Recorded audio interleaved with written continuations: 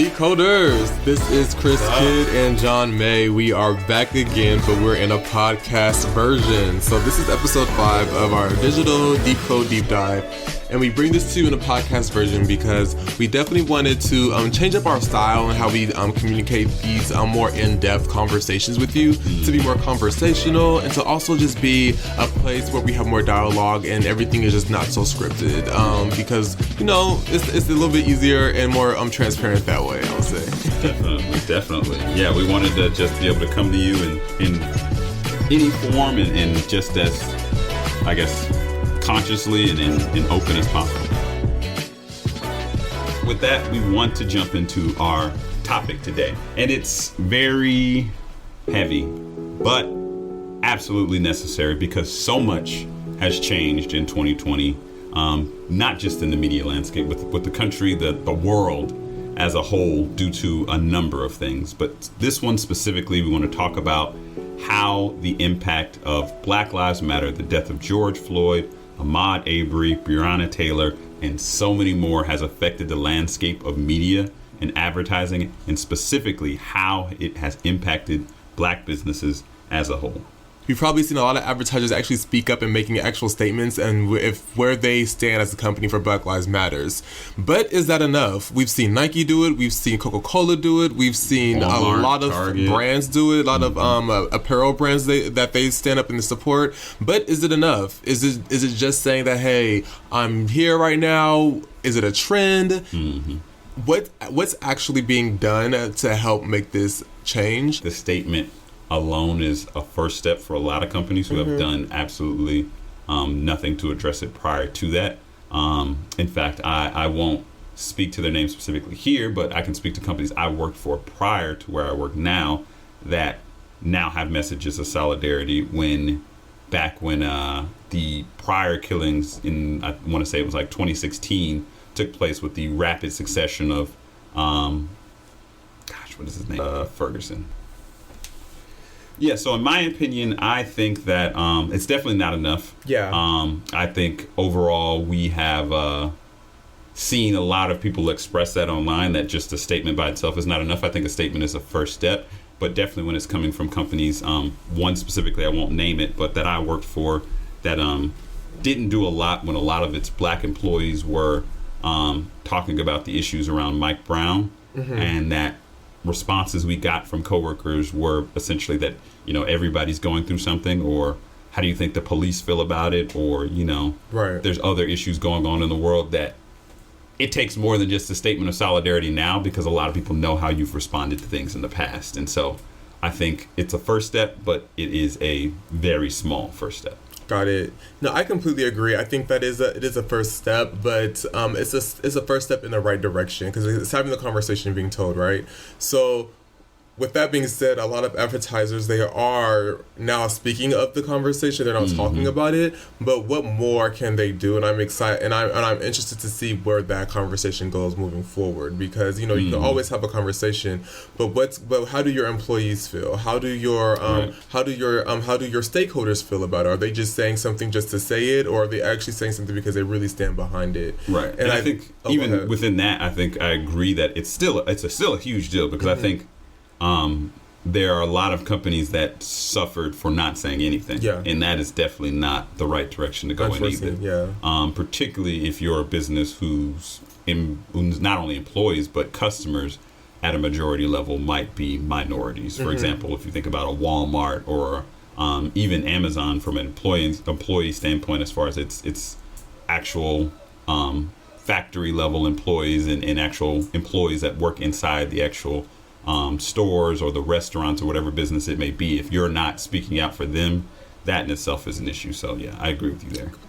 First steps are great, but, you know, again, I think what we want to see as consumers, and like as even like investors or people who want to even invest in companies, like, what have you done so that we know that this person this company has been like an active ally for the messaging behind and tone and the conversations behind Black Lives Matters. Absolutely. And I think that, like we said in the opening there, that having an opinion is definitely been better than not having one at all. And it's so funny that you mentioned having an opinion, because that brings us to the next topic of the conversation that's happening right now as we speak, where Facebook pretty much has had a lot of heat with allowing ads to be seen or to be shown during a lot of hate speech conversations. Earlier this month in June, Facebook said that they will not be removing any hate speech from their platform. And then as of recently, a lot of companies like the North Face and Unilever, they have been pulling back millions of dollars, which has now resulted into a boycott where a lot of advertisers are not spending money during the month of July and going into August and probably into the next 6 months because of what's happening right now. With that being said, John, do you think that pulling back digital ad spend on Facebook is doing enough? Do you think that that is like basically another way that advertisers are saying, hey, Black Lives Matters, the voting regulations and restrictions, like this matters as well, and the fact that this is still being promoted on a platform that we invest so much money onto, I'm going to pull back on that. Do you think that that's like something that's enough, or like a starting conversation? So I think it is definitely a starting conversation. So from a financial standpoint, with Facebook specifically, we can't. A lot of advertisers are not going to tell you how much money they spend on platforms, and a lot of platforms that get advertising money are not going to tell you how much they make from individual companies. So we'll never know what that money is. But what we do know is that Facebook's overall market value, its value based off its stocks, has dropped by $56 billion. It has dropped. So there's definitely a shareholder impact that's taking place.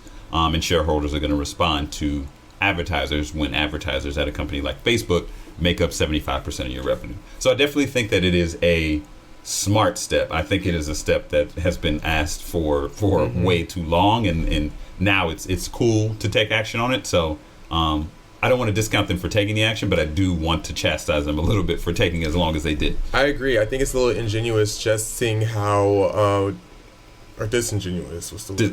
Disingenuous. Disingenuous. Yeah. All right. So it's a little disingenuous when a company stands so wholeheartedly behind what they've said, and then now a week later, after your advertisers are now pulling back so much money to the point where it's going to impact not only your brand, your business, but it's going to impact your legacy, and that's also another stressful time coming, in 2020.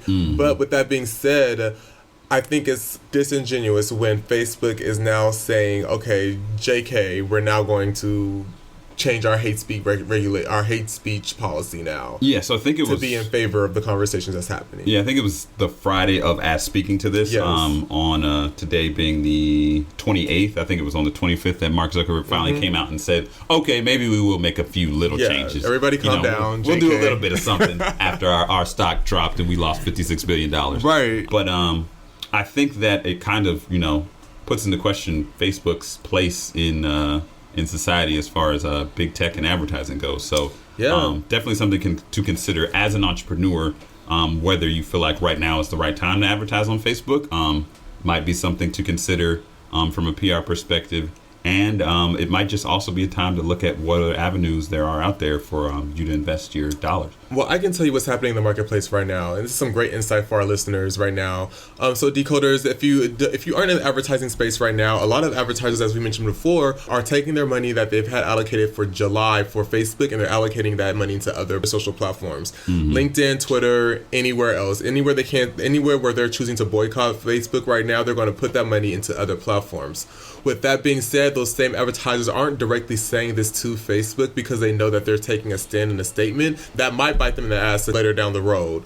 So with that being said, it's also a little bit, disingenuous when you see quiet companies who have not really said a statement for Black Lives Matters, but they're also saying we're not going to spend on Facebook either. It's just like, you can't really be a neutral partner in this situation because like Facebook was trying to be, it's still got to them as well. Yeah, and just to speak a little bit on that, just for some context there. So this is Facebook's argument. Yes. Not saying I agree with it, but essentially they have two reasons for their argument. One is that they believe that the opinions of certain people should be shared no matter what they are, no matter how wrong, how racist, how insensitive they may be. For example, whether you like him or not, the president had a very controversial post that he made on Facebook. What was Facebook, it? I think it was the one around him spinning around the story or something like that well, the looting and shooting, that was on Twitter, which Twitter got a little heat because they didn't take it down, but they gave like a little caveat on the bottom. Facebook's was a video of, a lot of people saw it. It's been out for maybe a year or two, around like a little black boy and a little white boy running to each other and giving them a hug, and he switched the video around to show the black boy running from the white boy and putting the headline that, black kid runs from racist white kid or whatever, and just trying to make it into this is this is how people are spinning stories. But it came off as disingenuous. The dad of the kid, both the dads of the kids were like, we don't want to be associated with this. And Facebook was one of the only ones that was like, we're not gonna address this at all. Okay.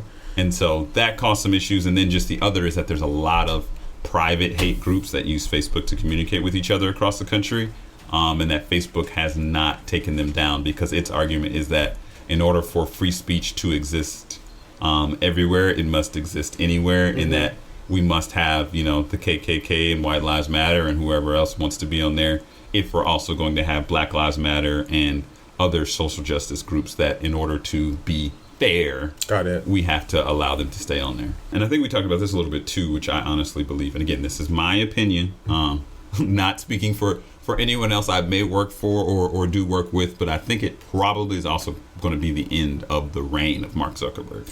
I think he has had a lot of missteps. I think he was a great leader in the early ages of Facebook for being smart and innovative and pretty rigid in his mindset around things, and I think now that's become a problem, particularly around this.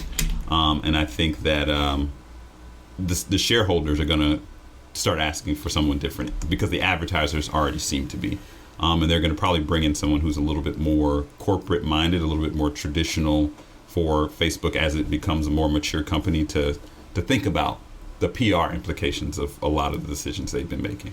Completely agree. I think that this is, this is a changing point in history, social media history, even media history. So I think that there's going to definitely have to be change in the leadership, not from a diversity perspective, but also in just like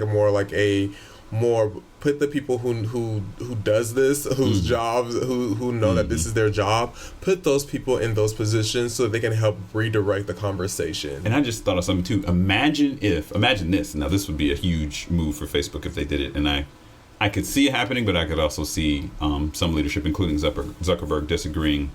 Imagine if they hired a person of color as a CEO of a company as big and as powerful as Facebook. That would be an extremely good look. Because we're talking about all this now about, for example, with Joe Biden. I know it's politics, but a lot of people are pushing him to pick a woman of color as his vice president. Yes. Imagine if corporations felt like they needed to pick a CEO of color to lead their companies. That could make a huge difference perception-wise too. A huge difference, and it'll also be like, more transparency as far as like, where Facebook is going in the age of Black Lives Matters, Yeah. So that pretty much wraps up our conversation for today. And to our decoders who are listening out there, we wanted to just recap and give you the key takeaways.